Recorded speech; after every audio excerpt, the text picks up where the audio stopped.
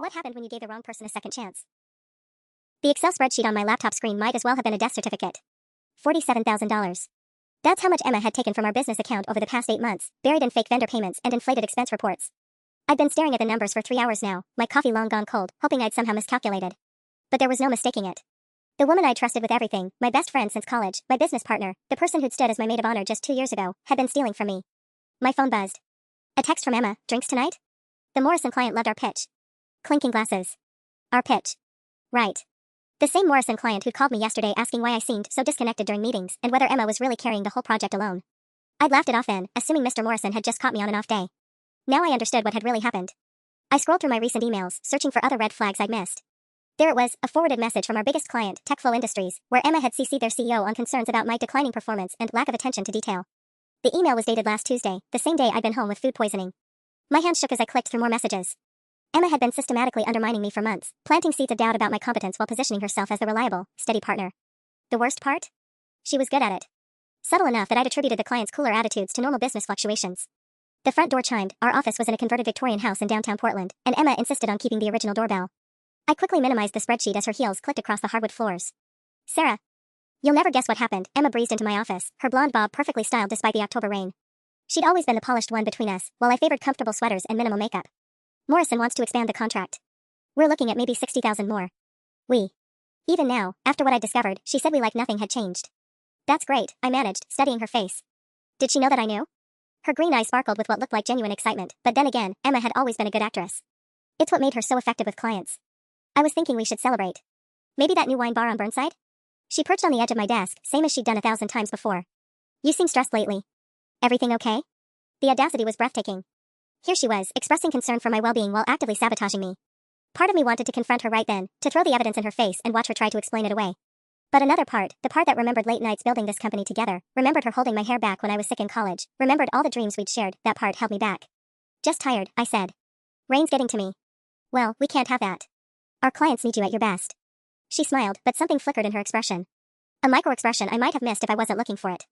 She knew exactly why our clients had concerns about my performance. Because she created those concerns herself.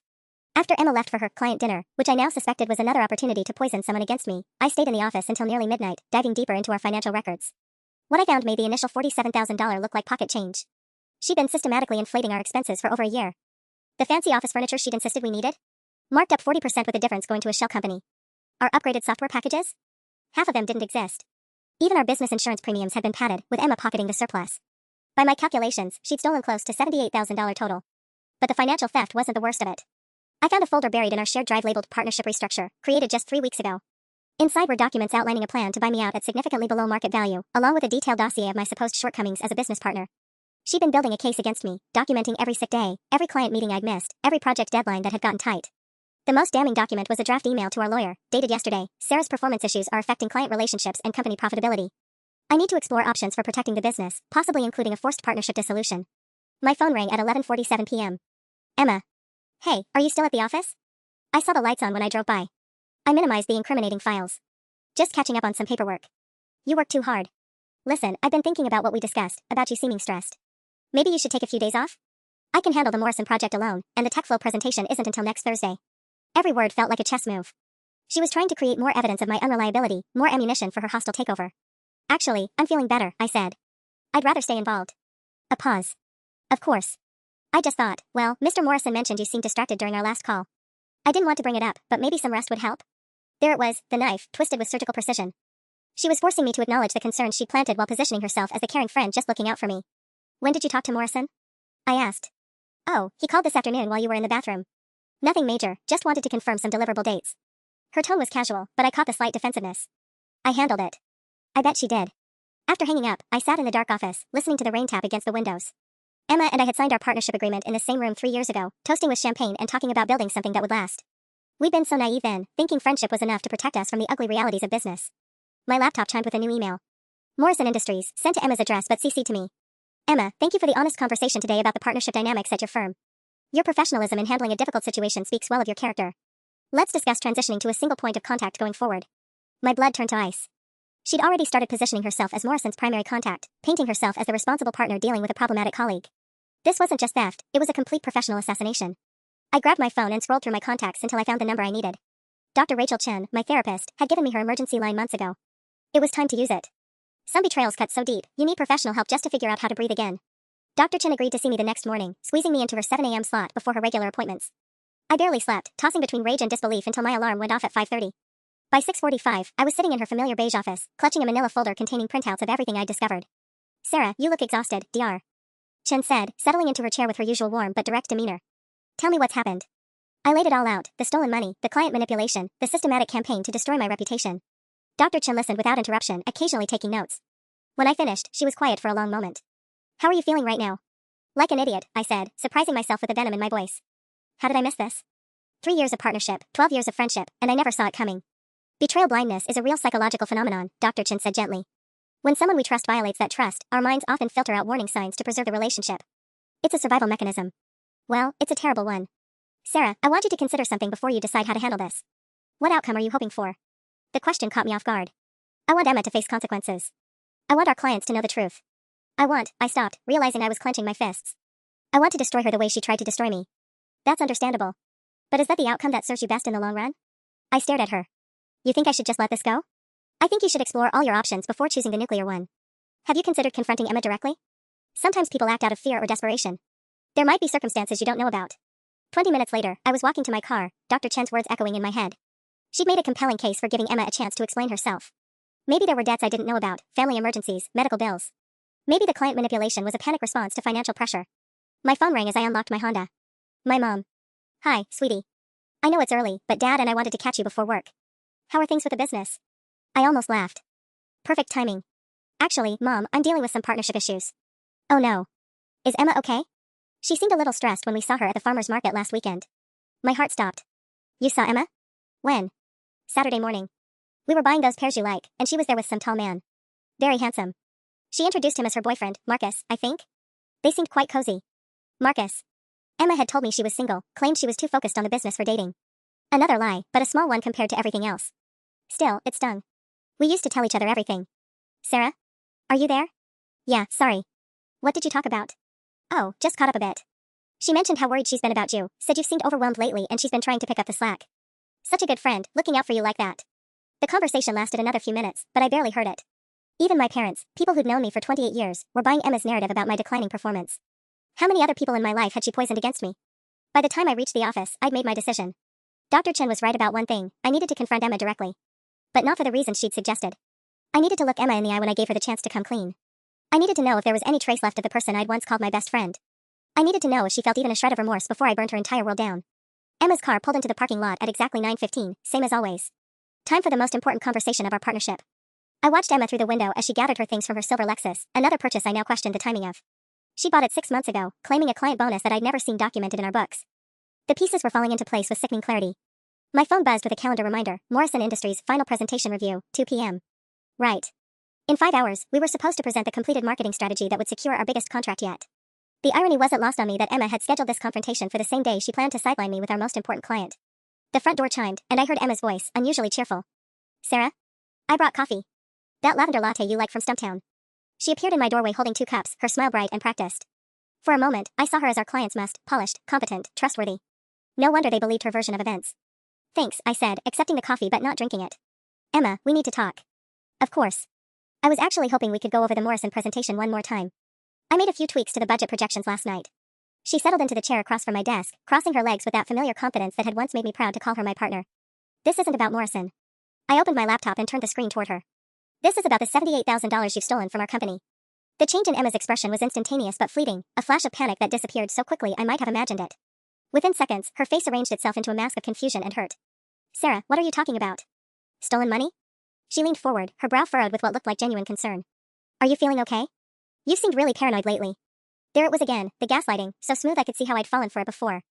"Midwest Office Solutions," I said, clicking to highlight one of the fraudulent vendor payments.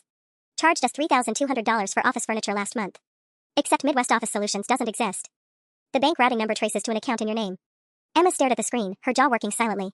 I waited, giving her the chance Dr. Chen had suggested, hoping against hope that she'd break down and confess, that she'd have some explanation that could salvage even a piece of our friendship. Instead, she sat back in her chair and smiled. "Okay," she said, her voice suddenly calm, almost amused. "You got me." The casual admission hit me like a physical blow. I'd been bracing for denial, for elaborate explanations, for anything except this matter-of-fact confession. That's it? That's all you have to say? Emma shrugged, uncrossing and recrossing her legs. What do you want me to say, Sarah? That I'm sorry? That I feel terrible? She laughed, a sound I'd heard thousands of times but never like this. The truth is, you made it incredibly easy. I felt like I was watching a stranger wear my best friend's face. Why? Because you're weak. The words came out flat, factual. You've always been weak. In college, in our friendship, in business. You let people walk all over you, and then you're surprised when they do. My hands were shaking now. I trusted you. And that was your first mistake. Emma stood up, smoothing down her skirt. Did you really think this partnership was going to last forever? That we'd be best friends running our little company until we're 60? Grow up, Sarah. This is business. You've been planning this from the beginning. Not from the beginning, she said, moving toward the window. But when the opportunity presented itself, I took it. That's what successful people do, they recognize opportunities and act on them. I stared at her profile, looking for any trace of the woman who'd helped me through my father's heart attack 2 years ago, who'd brought me soup when I had the flu, who'd cried with me when my engagement fell apart. There was nothing. The client complaints, the performance concerns, you orchestrated all of it. Emma turned back to me, and for the first time since I'd known her, her smile looked genuine. You have to admit, it was brilliant. By the time you figured it out, I'd already have Morrison locked up, tech flow questioning your competence, and a paper trail showing your decline. The partnership dissolution would have been a formality. Would have been? Oh, Sarah. Her laugh was soft, pitying. You still don't understand, do you? This conversation doesn't change anything. In 3 hours, I'm meeting with Morrison alone. I've already told them you're dealing with some personal issues and won't be available. By next week, I'll have documentation of this little paranoid episode to add to my file. She picked up her purse and headed toward the door, then paused. You might want to think carefully about what you do next. Because if you try to make trouble for me, I'll make sure every potential client in Portland knows exactly how unstable you become. Good luck explaining why your own business partner had to force you out. The front door chimed as she left, leaving me alone with the wreckage of everything I thought I knew about my life. My coffee had gone cold, but that wasn't why my hands were shaking. I sat frozen in my chair for what felt like hours but was probably only minutes. Emma's parting thread echoed in my mind. Good luck explaining why your own business partner had to force you out. She was right about one thing, I'd been naive. But she was wrong about everything else. My phone rang. Morrison Industries. Ms. Thompson? This is Janet from Mr. Morrison's office. I'm calling to confirm that today's 2 p.m. meeting will be with Ms. Walsh only. She mentioned you're dealing with a family emergency. The lie was already in motion. In real time, Emma was erasing me from our biggest contract. Actually, Janet, there's been a miscommunication. I'll be attending the meeting as scheduled. My voice sounded steadier than I felt. A pause. Oh. Ms. Walsh seemed quite certain you wouldn't be available. She's already submitted revised presentation materials with her name as the primary contact. Of course she had. I understand there's confusion, but I'll be there at 2 p.m. Please make sure Mr. Morrison expects both partners. After I hung up, I called our business attorney, David Kim. His secretary said he was in court but would call back within the hour. Then I called our bank and requested an emergency freeze on all business accounts pending a fraud investigation. The customer service representative was sympathetic but firm. They'd need police documentation to proceed.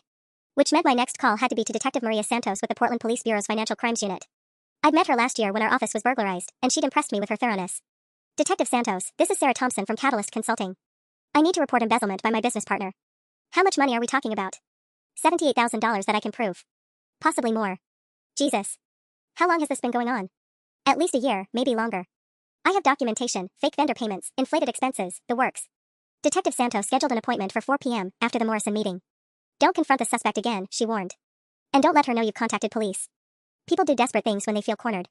Too late for that advice, but I didn't mention my morning conversation with Emma. At 11:30, my attorney called back. David's voice was grim as I explained the situation. Sarah, this is bad. Really bad. The partnership agreement gives either party the right to dissolve the business if the other partner is deemed incompetent or harmful to operations. But Emma's the one who's been stealing. Which you'll need to prove in court. Meanwhile, she's been building a paper trail of your supposed incompetence.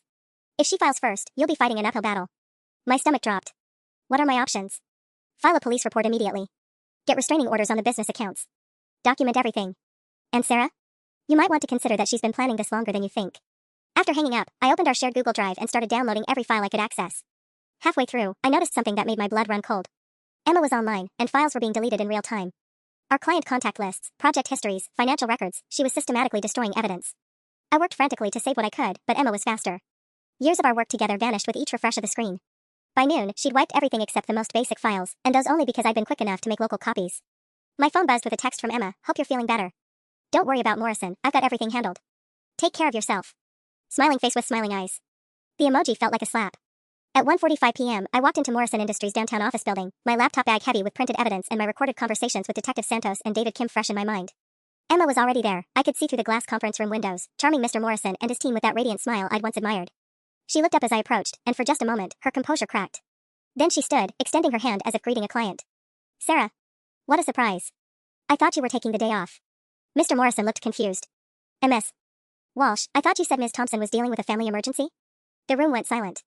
Emma's smile never wavered, but I saw the calculation behind her eyes. There seems to be some confusion, I said, setting my laptop on the conference table. But I'm glad we're all here. Because there are some things about our partnership that Mr. Morrison needs to know. Mr. Morrison's eyes darted between Emma and me like he was watching a tennis match. The three other Morrison Industries executives around the table had gone completely still, sensing the undercurrent of tension that had nothing to do with marketing strategies. I think there's been a misunderstanding, Emma said smoothly, her voice carrying just the right note of professional concern. Sarah, you seemed so overwhelmed this morning. Are you sure you're up for this? It was masterful, really. With one sentence, she planted doubt about my mental state while positioning herself as a caring partner looking out for everyone's best interests. I could see it working. Mr. Morrison's expression had shifted from confusion to worry. Actually, Mr. Morrison, I need to show you something before we proceed. I opened my laptop and pulled up the financial documents I'd prepared. Emma has been systematically defrauding our company, which means your contract funds have likely been compromised. The temperature in the room seemed to drop 10 degrees. Emma's laugh was perfectly calibrated, surprised, hurt, embarrassed. Oh my God, Sarah. This is exactly what I was worried about. She turned to Mr. Morrison with a pained expression. She's been having some kind of breakdown. Yesterday she accused me of stealing money, and now she's making these wild accusations in front of our biggest client. These aren't accusations. I turned my laptop screen toward Mr. Morrison. These are bank records showing $78,000 in fraudulent transactions. Emma created fake vendor accounts and has been siphoning money for over a year. Mr. Morrison leaned forward, studying the spreadsheet. His CFO, a sharp-eyed woman named Janet Rodriguez, moved closer to get a better look. I watched Emma's face as they examined the evidence, and for the first time all day, I saw genuine fear flicker across her features. This shows payments to Midwest Office Solutions for $3,200 last month, Janet said slowly. But we use Midwest Office Solutions too, and their invoices look nothing like this. Emma's composure finally cracked. Sarah, I don't know what game you're playing, but it's not a game. I pulled up the next document. Here's the bank routing information for Midwest Office Solutions. It traces to an account in Emma's name. And here's Pacific Northwest Consulting Services, another fake vendor, another account in her name. The silence stretched on for what felt like hours. Mr. Morrison's face had gone completely neutral, the way experienced executives look when they're calculating damage control. Ladies, I think we need to postpone this presentation, he said finally. Emma shot me a look of pure hatred before switching back to her professional mask. Mr. Morrison, I apologize for this embarrassing situation. As I mentioned, Sarah has been under tremendous stress lately. I take full responsibility for not handling this privately. But Janet Rodriguez was still studying the bank records on my laptop. Ms. Walsh, can you explain why your name is on these vendor accounts? There must be some mistake. Sarah has access to our financial systems. She could have created those documents herself. It was a desperate move, and everyone in the room knew it. Even if I had the technical skills to fake bank records, which I clearly didn't, the timeline made it impossible. I've already contacted the police, I said quietly. Detective Maria Santos with the Financial Crimes Unit is opening an investigation this afternoon. The bank will be freezing all accounts pending a forensic audit. Emma's face went white. You called the police? I had to. This isn't just about our partnership anymore. Your client manipulation efforts mean Morrison Industries is potentially a victim too. Every invoice we've submitted, every expense we've billed, it all needs to be investigated. Mr. Morrison stood abruptly. This meeting is over.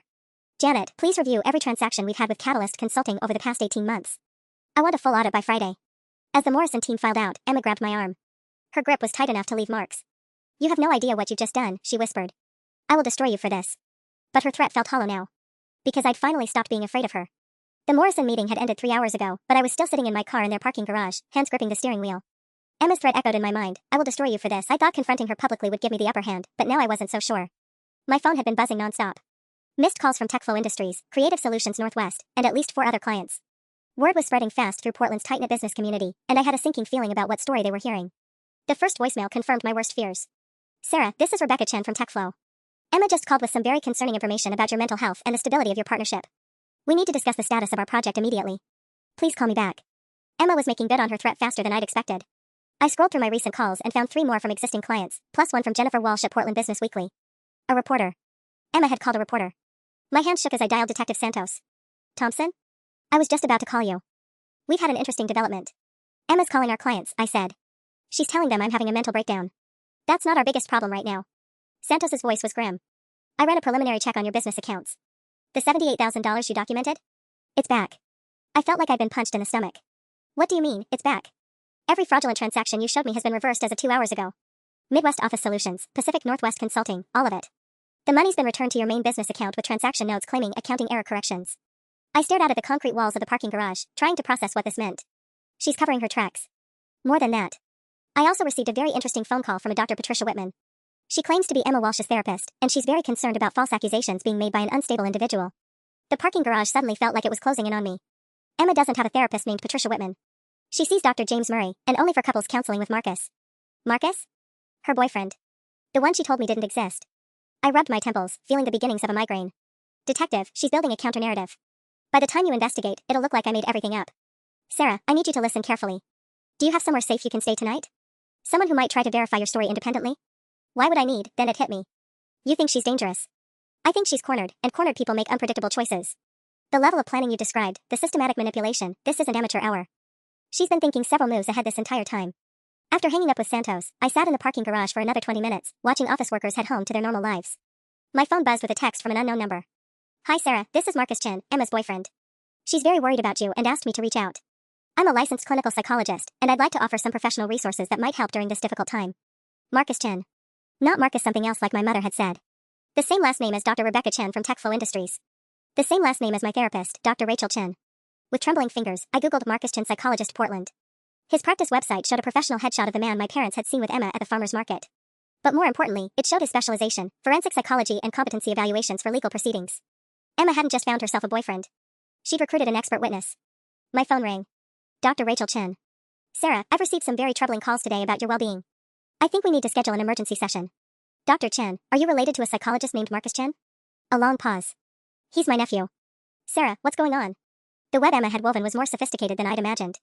She hadn't just been stealing money and manipulating clients. She'd been systematically infiltrating every aspect of my support system, turning the very people meant to help me into unwitting allies in her campaign to destroy my credibility. As I finally drove out of the parking garage, I realized the most terrifying truth of all: giving Emma a second chance hadn't just failed to save our friendship.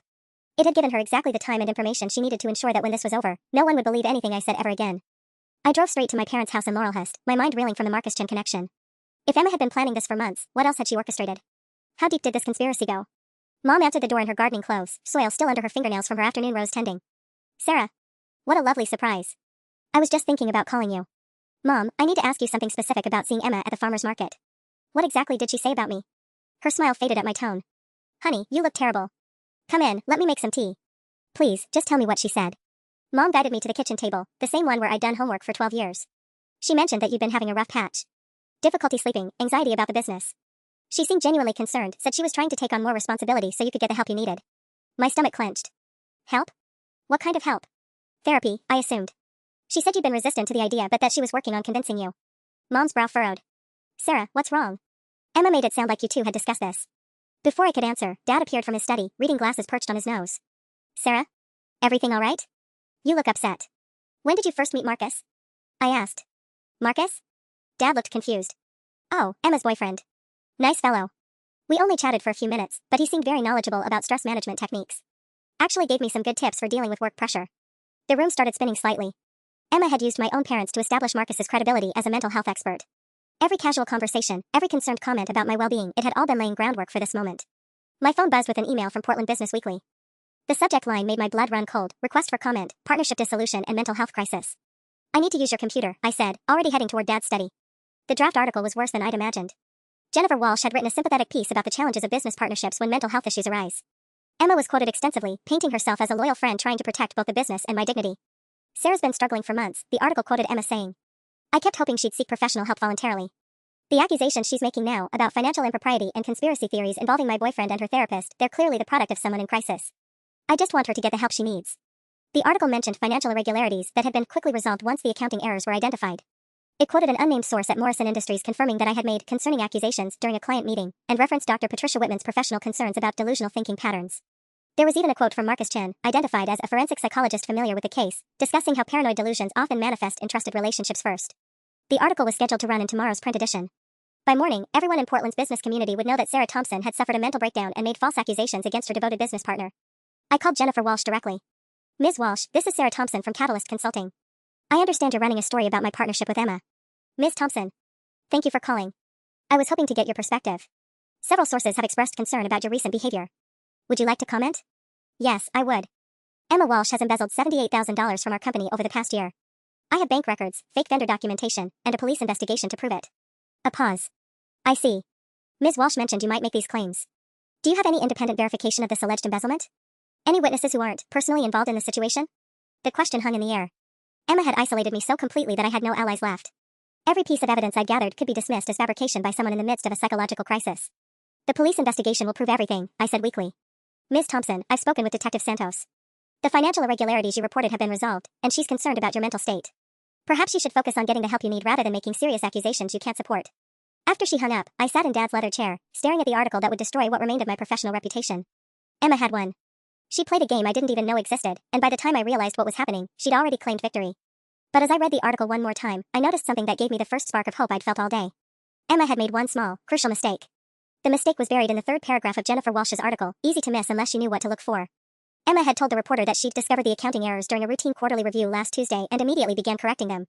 But I had documentation showing that the money had been returned to our accounts at 2:47 p.m. today, more than an hour after our confrontation, and 6 days after last Tuesday. Emma's lie about the timeline was provable, time-stamped, and completely unraveling her story. I screenshot the article and immediately forwarded it to Detective Santos with a message. Emma claims she discovered and corrected the errors last Tuesday. Bank records show money returned today at 2:47 p.m. She's lying about when she knew I'd caught her. My phone rang within minutes. Thompson, you're right. This is sloppy work on her part. Santos sounded more alert now, less dismissive. I'm reopening the investigation.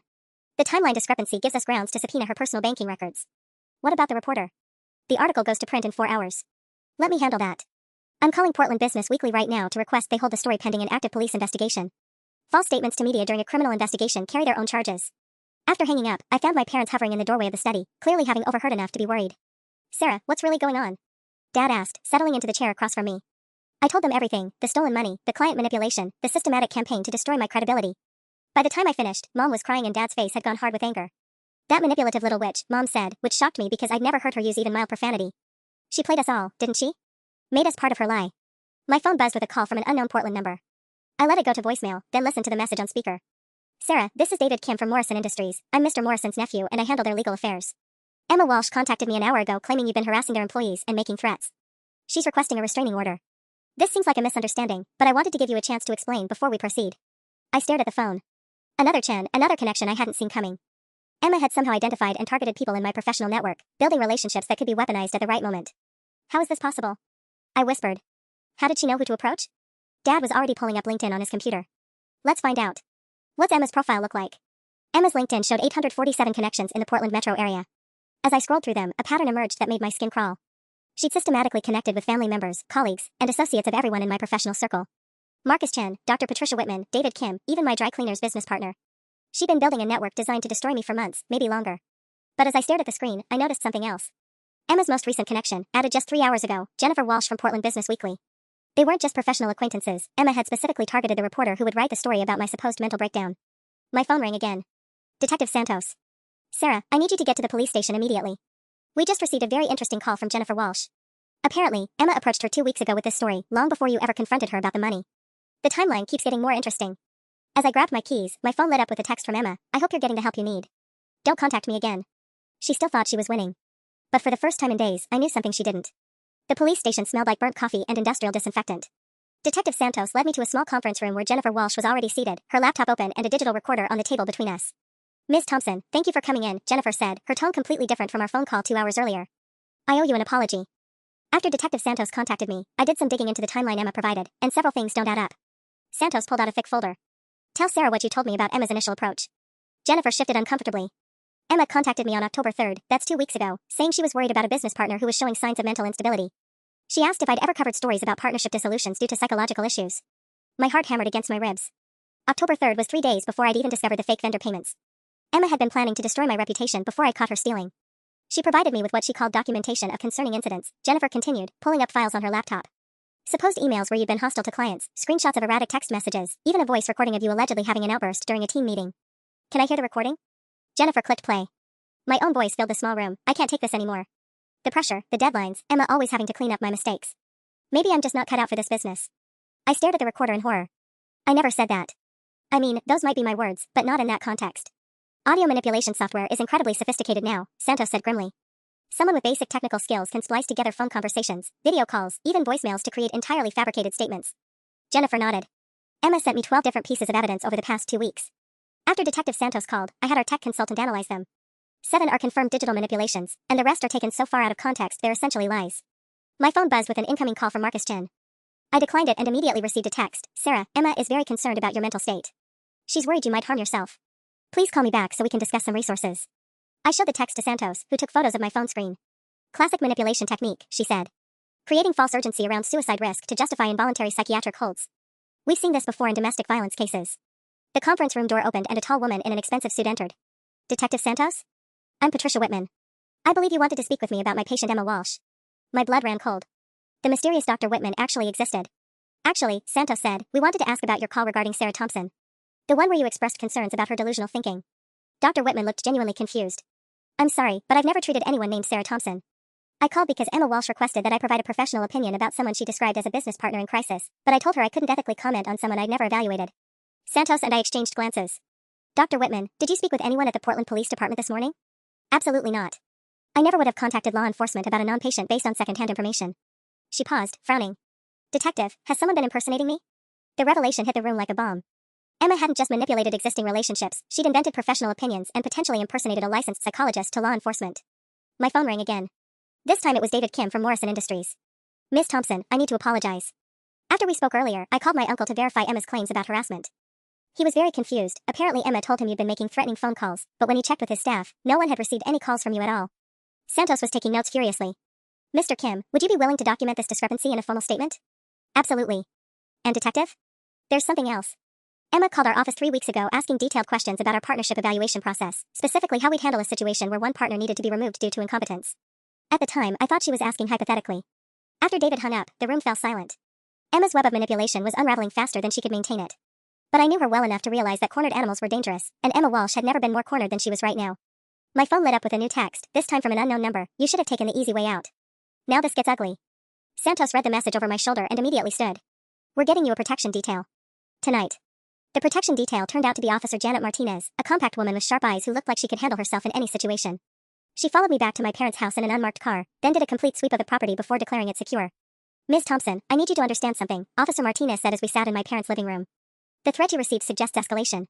People who've been planning this long don't usually give up when their first plan fails. My phone had been buzzing constantly for the past hour. Missed calls from numbers I didn't recognize, voicemails from clients demanding explanations, and 3 more texts from unknown numbers with increasingly hostile messages. Emma was clearly coordinating something, but I couldn't figure out what. At 9:47 p.m., my doorbell rang. Through the window, I could see 2 people on the front porch, a middle-aged woman with graying hair and a younger man in a polo shirt. Officer Martinez checked her weapon and motioned for me to stay back. Mrs. Thompson? We're here about your daughter, Sarah. I'm Dr. Helen Rodriguez from Crisis Intervention Services, and this is my colleague Mike Chin. My blood froze. Another Chin. How many people in Portland had that last name, and how had Emma found all of them? Officer Martinez opened the door but kept the chain latched. Can I see some identification, please? Dr. Rodriguez held up an official-looking badge. We received a call from Emma Walsh expressing serious concerns about Ms. Thompson's mental state and potential for self-harm. We're here to conduct a welfare check. Ma'am, this is an active police investigation, Martinez said firmly. You'll need to coordinate any intervention through Detective Santos at the Financial Crimes Unit. I understand, but we have a legal obligation to evaluate anyone reported as potentially dangerous to themselves or others. Ms. Walsh provided very detailed documentation of concerning behaviors. Through the crack in the door, I could see Dr. Rodriguez holding a thick manila folder. Emma had prepared for this contingency too, creating enough false documentation to trigger an involuntary psychiatric evaluation. If they took me tonight, I'd disappear into the system long enough for Emma to complete whatever endgame she had planned. My father appeared in the hallway, his face grim with determination. Dr. Rodriguez, I'm retired from Multnomah County Mental Health Services. If you're claiming legal authority for an involuntary hold, I'll need to see the specific court order and medical certification. Dr. Rodriguez exchanged glances with her colleague. Sir, in crisis situations we have emergency powers too. No, you don't. Dad's voice carried the authority of 30 years in the system. Not without a physician's signature and either a judge's order or immediate evidence of imminent danger. Show me your paperwork. The two exchanged another look, and Mike Chin stepped forward. Dr. Rodriguez, perhaps we should contact our supervisor to clarify the authorization process. That won't be necessary, Dr. Rodriguez said, backing away from the door. We'll return tomorrow with proper documentation. As their car pulled away, Officer Martinez was already on her radio. Dispatch, I need Detective Santos contacted immediately. We just had an attempted fraudulent psychiatric intervention at the protected address. My phone rang. Detective Santos. Sarah, we've got a problem. Emma Walsh just filed a missing persons report claiming you made threats against yourself and disappeared from your apartment. She's telling 911 that you're armed and dangerous. My hands started shaking. I'm at my parents' house with a police officer. How can I be missing? Because she filed the report with a different jurisdiction, Gresham Police, claiming you lived in their district. She provided them with a fake address and told them you'd been buying weapons. They're issuing a bolo alert for you right now. Officer Martinez grabbed her radio again. Dispatch, Detective Santos needs immediate contact with Gresham PD to cancel a fraudulent bolo on Sarah Thompson. Suspect is attempting to weaponize law enforcement. As Martinez coordinated with multiple agencies to clear the false alerts, my phone lit up with a call from Marcus Chin. This time, I answered and put it on speaker. Sarah, Emma is very worried about you. She says you've been making threats and that you've disappeared. Where are you right now? I'm exactly where I should be, Marcus. The question is why you're helping Emma commit fraud. A long pause. I don't know what you mean. I'm just trying to help a friend who's concerned about someone in crisis. Your friend has stolen $78,000 and is currently impersonating medical professionals to try to have me committed. That's not concern, Marcus. That's elimination of a witness. The line went dead. Officer Martinez looked up from her radio. Detective Santos wants you to stay put tonight. Emma's escalating faster than anyone predicted, and tomorrow we're setting a trap. I woke up at 3 a.m. to Officer Martinez shaking my shoulder. Sarah, we need to move. Now. Through the window, I could see the red and blue lights of multiple police cars surrounding my parents' house. Martinez was already grabbing my jacket and keys, her radio crackling with urgent dispatcher voices. What's happening? Emma called in a bomb threat. Said you'd planted explosives at Morrison Industries and were planning to detonate them at 6 a.m. when the building opens. Martinez guided me toward the back door. Bomb squad's already at Morrison Industries, and SWAT's en route here. She's forcing a major incident. My legs felt like water. She's insane. I don't even know how to make a bomb. Doesn't matter. Portland PD has to treat every threat as real. Come on. We slipped out through the back garden as flashlights swept the front yard. Martinez had parked a second unmarked car behind my parents' house, anticipating this exact scenario. As we drove away, I watched 6 police vehicles surround my childhood home. Where are my parents? Safe house. Detective Santos moved them 2 hours ago. Martinez's phone buzzed with a text she read at a red light. Sarah, Emma's not working alone anymore. We just identified 4 different people making calls about you tonight, false police reports, fake mental health crises, even someone claiming you'd threatened to poison the water supply. My phone rang. Detective Santos, calling at 3:17 a.m. Sarah, I need you to listen carefully. We traced the bomb threat call. It came from Emma's apartment, but she used voice modulation software to make it sound like you. We have a recording. Can you arrest her now? We're trying, but she's not at her apartment. Neither is Marcus Chin. Their cars are gone, and neighbors saw them loading suitcases around midnight. Sarah, I think they're running. The car suddenly felt too small, too confined. Running where? Unknown. But before they left, Emma made one final call that has us worried. She contacted Portland Business Weekly again, claiming you'd confessed to embezzling money and were planning to hurt people rather than face consequences. The story's already posted online. Martinez pulled into the parking lot of a 24-hour diner on Powell Boulevard. Through the windows, I could see Detective Santos sitting in a corner booth with her laptop open and files spread across the table. Why are we meeting here? I asked. Because Emma's been monitoring police radio frequencies, Santos said as we sat down. She somehow knew about every safe house we arranged, every move we planned. Meeting in public is actually safer right now. Santos turned her laptop toward me. The new Portland Business Weekly article was devastating. Emma had provided what looked like a recorded confession where I allegedly admitted to stealing money and blamed stress for my increasingly violent thoughts. I never said any of this. We know. But it's been shared 847 times in the past 3 hours. Emma's created a social media army spreading this story across every platform. By morning, half of Portland will think you're a dangerous criminal on the run. My phone buzzed with a notification from Facebook. Someone had tagged me in a post. The profile belonged to Michelle Thompson, using a variation of my name with my actual photo. The fake account had posted a rambling message about making them all pay and ending this on my own terms. She's impersonating me on social media now? Santos nodded grimly. 3 fake accounts so far, all posting increasingly disturbing content. She's building a digital trail that makes you look like someone planning violence. Martinez was monitoring police radio on her phone.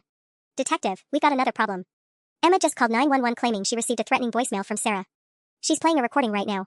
My own voice crackled through Martinez's radio speaker. Emma, you destroyed my life. I'm going to destroy yours. You'll never be safe. The words hung in the air like poison. I'd never made that call, never said those words, but the voice was undeniably mine. How is she doing this? Artificial intelligence voice synthesis, Santos said. She's been recording your phone conversations for months, building a database of your speech patterns. Now she can make you say anything she wants. At 3:42 a.m., as we sat in the fluorescent-lit diner surrounded by insomniacs and night shift workers, my phone rang one final time. Emma. I stared at Emma's name on my phone screen for 3 rings before Detective Santos nodded for me to answer. She was already setting up recording equipment on the diner table. Hello, Emma. Sarah. Her voice was eerily calm, almost cheerful. I heard you've been having quite an evening. Police cars, bomb threats, really, this is so much more dramatic than it needed to be. Santos was frantically typing on her laptop, probably coordinating a trace on the call. Martinez had stepped outside to coordinate with other units. Where are you, Emma? Somewhere safe. Somewhere you'll never find me. She laughed, that familiar sound that once meant inside jokes and shared secrets. But that's not why I called. I wanted you to know how this ends. My hands were shaking so badly I could barely hold the phone. Emma, just stop. Turn yourself in. We can still fix this. Fix this? Oh, Sarah, you still don't understand. This isn't broken, this is exactly what I planned. Her voice dropped to almost a whisper. By tomorrow morning, every business owner in Portland will know that Sarah Thompson had a complete psychotic break. The bomb threats, the social media posts, the threatening calls, it's all building to something beautiful. Santos was gesturing frantically, mouthing words I couldn't make out. What are you talking about? At 8 a.m., when the Morrison Industries building opens, security cameras are going to record you entering the lobby with what appears to be an explosive device. The footage will be crystal clear, your face, your voice, your complete confession about why you're doing this. Ice flooded my veins. That's impossible. I'm nowhere near Morrison Industries. Technology is amazing these days, isn't it? Deepfake video, AI voice synthesis, digital manipulation, I can put you anywhere, saying anything. The security footage will show you walking into Morrison Industries at exactly 8:03 a.m., carrying a suspicious package and ranting about revenge. Santos had her phone pressed to her ear, barking orders at someone. All units to Morrison Industries. Lock down the building. Nobody in or out. Emma, that's insane. People will know it's fake. Will they? After everything that's happened tonight? After all the evidence I provided about your mental breakdown? Her laugh was getting higher, more manic. When the footage surfaces, it'll just confirm what everyone already believes, that Sarah Thompson finally snapped. My throat felt like it was closing. But there won't actually be a bomb. When nothing happens. Oh, something will happen. At 8:15 a.m., exactly 12 minutes after you enter the building, there will be an explosion in the parking garage. Nothing that will hurt anyone, I'm not a monster, just enough to evacuate the building and create chaos. And during that chaos, while police are searching for you, the real Sarah Thompson will disappear forever. The diner suddenly felt like it was spinning. Disappear? Emma, what are you planning? I'm not planning anything. You are. According to the final social media post that will go live at 8:20 a.m., you couldn't live with the guilt of what you become. Very tragic. Very final. They'll find your car at the Multnomah Falls parking lot with a note explaining everything. Santos was making slashing motions across her throat, telling me to end the call, but I couldn't move. Emma, please. We were best friends. We built something together. We built something, yes. But it was always going to be mine, Sarah. You were just temporary. Her voice became almost tender, like she was comforting a child. Don't worry. I'll take good care of the business. All our clients will understand that I did everything I could to help you, right up until the end. The line went dead. Santos grabbed my shoulders. Sarah, listen to me. We've got units surrounding Morrison Industries, but she's right about one thing. By tomorrow, this story will be everywhere. We need to get ahead of this. Martinez burst back through the diner door. Detective, we've got a problem. Emma Walsh just walked into Channel 8 News with a flash drive full of evidence. They're planning a live broadcast at 6 a.m. The Channel 8 News building looked like a fortress at 4:30 a.m., but Detective Santos had managed to get us inside through a back entrance she'd used for previous investigations. We found ourselves in a sterile hallway lined with promotional photos of local anchors, their perfect smiles mocking the chaos of our situation. Emma's been here for 40 minutes, Santos whispered as we approached the newsroom. She brought a flash drive with what she claims is definitive proof of your crimes, plus video evidence of your threats. Through the glass partition, I could see Emma sitting calmly in the green room, her hair perfectly styled and her makeup camera ready. She was speaking animatedly with someone off camera, probably the producer, gesturing with the same hands that had stolen $78,000 from our company. Marcus Chin sat beside her, nodding seriously as Emma spoke. For the first time, I noticed how coordinated they looked, not like a concerned boyfriend and his girlfriend, but like business partners executing a plan. Detective Santos? A young woman with a clipboard approached us. I'm Jennifer Martinez, the overnight producer. We need to discuss the Sarah Thompson story before we go live in 90 minutes. Santos showed her badge. Ms. Martinez, I need you to know that Emma Walsh is currently under investigation for embezzlement, fraud, and filing false police reports. Any evidence she's provided needs to be independently verified. Jennifer's eyes widened. But she has recordings, bank statements, even video of Ms. Thompson making threats. It seems very comprehensive. May I see the video? Jennifer led us to an editing bay where a technician was reviewing footage on multiple monitors. On the largest screen, I watched myself apparently standing in Morrison Industries lobby at 8:03 a.m. this morning, holding a briefcase and speaking clearly to the security camera. Emma was right about how you destroyed our partnership, my digital doppelganger said with perfect lip sync. But if I'm going down, I'm taking Morrison Industries with me. They should have listened when I told them you were the problem. The image quality was flawless. Even knowing it was fake, I felt disoriented watching myself say words I'd never spoken in a place I'd never been. When was this footage created? Santos asked the technician.